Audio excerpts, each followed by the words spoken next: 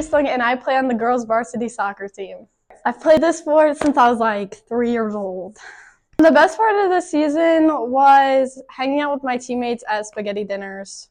My favorite part of being on the team is playing in the games. I like the adrenaline rush. I prepare for the game by eating really good food and taking a really good nap. My greatest accomplishment of the season was being the top goal scorer. My favorite pregame snack is cheese crackers. My favorite pregame song is New Magic Wand by Tyler, the Creator.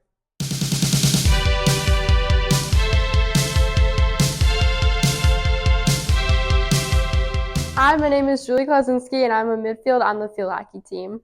I've been playing field hockey for 9 years. The most exciting thing about this season was winning sectional championship with my teammates. My favorite part about playing this sport is just always learning new things and always trying to better myself.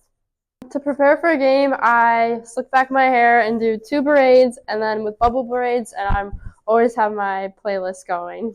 My greatest accomplishment was probably committing to play Division III field hockey.